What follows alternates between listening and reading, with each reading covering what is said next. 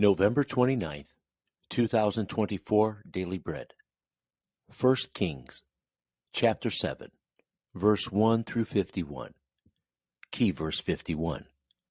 Title: The Palace and the Temple. It took Solomon 13 years, however, to complete the construction of his palace. He built the palace of the Forest of Lebanon, 100 cubits long, 50 wide, and 30 high, with 4 rows of cedar columns supporting trimmed cedar beams. It was roofed with cedar above the beams that rested on the columns, 45 beams, 15 to a row. Its windows were placed high in sets of 3, facing each other. All the doorways had rectangular frames. They were in the front part in sets of 3, facing each other.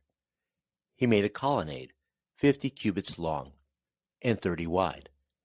In front of it was a portico, and in front of that were pillars and an overhanging roof.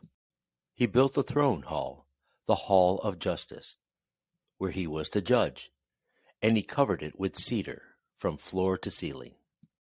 And the palace, in which he was to live, set farther back, was similar in design. Solomon also made a palace like this hall for Pharaoh's daughter, whom he had married. All these structures, from the outside to the great courtyard, and from the foundation to eaves, were made of blocks of high-grade stone, cut to size, and smooth on their inner and outer faces. The foundations were laid with large stones of good quality, some measuring 10 cubits and some 8. Above were high-grade stones, cut to size, and cedar beams. The great courtyard was surrounded by a wall of 3 courses of dressed stone, and 1 course of trimmed cedar beams, as was the inner courtyard of the temple of the Lord, with its portico. King Solomon sent to Tyre and brought Hiram, whose mother was a widow from the tribe of Naphtali, and whose father was from Tyre, and a skilled craftsman in bronze. Hiram was filled with wisdom and understanding, and with knowledge to do all kinds of bronze work. He came to King Solomon and did all the work assigned to him. He cast 2 bronze pillars, each 18 cubits high and 12 cubits in circumference. He also made 2 capitals of cast bronze to set on the tops of the pillars. Each capital was 5 cubits high. The network of interwoven chains adorned the capitals on top of the pillars, 7 for each capital. He made pomegranates in 2 rows encircling each network to decorate the capitals on top of the pillars. He did the same for each capital. The capitals on top of the pillars in the portico were in the shape of lilies, 4 cubits high. On the capitals of both pillars, above the bowl-shaped part, next to the network, were 200 pomegranates in rows all around. He erected the pillars at the portico of the temple. The pillar to the south he named Jachin, and the one to the north, Boaz. The capitals on top were in the shape of lilies, and so the work on the pillars was completed. He made the sea of cast metal, circular in shape, measuring 10 cubits from rim to rim, and 5 cubits high. It took a line of 30 cubits to measure around it. Below the rim, gourds encircled it, 10 to a cubit. The gourds were cast in 2 rows in one piece with the sea. The sea stood on 12 bulls, 3 facing north, 3 facing west, 3 facing south, and 3 facing east. The sea rested on top of them, and their hindquarters were toward the center. It was a hand's breadth in thickness, and its rim was like the rim of a cup, like a lily blossom. It held 2,000 baths. He also made 10 movable stands of bronze. Each was 4 cubits long, 4 wide and 3 high. This is how the stands were made. They had side panels attached to uprights. On the panels between the uprights were lions, bulls, and cherubim, and the uprights as well. Above and below the lions and bulls were wreaths of hammered work. Each stand had 4 bronze wheels with bronze axles, and each had a basin resting on 4 supports, cast with wreaths on each side. On the inside of the stand there was an opening that had a circular frame 1 cubit deep. This opening was round, and with its basework it measured 1.5 cubits. Around its opening there was engraving. The panels of the stand were square, not round. The 4 wheels were under the panels, and the axles of the wheels were attached to the stand. The diameter of each wheel was 1.5 cubits. The wheels were made like chariot wheels. The axles, rims, spokes, and hubs were all of cast metal. Each stand had 4 handles, 1 on each corner, projecting from the stand. At the top of the stand there was a circular band, 0.5 cubit deep. The supports and panels were attached to the top of the stand.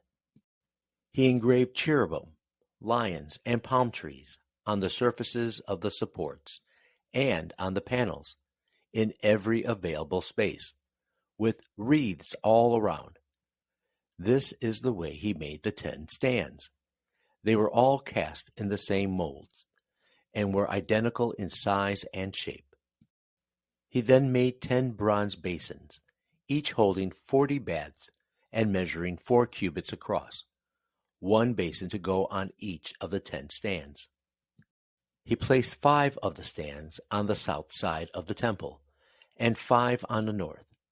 He placed the sea on the south side, at the southeast corner of the temple. He also made the pots and shovels and sprinkling bowls. So Hiram finished all the work he had undertaken for King Solomon in the temple of the Lord.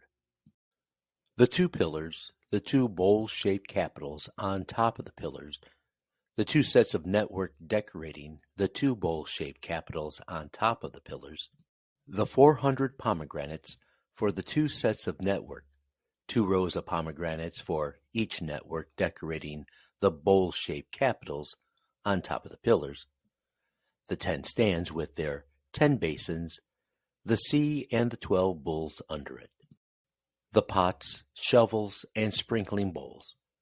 All these objects that Hiram made for King Solomon for the temple of the Lord were of burnished bronze.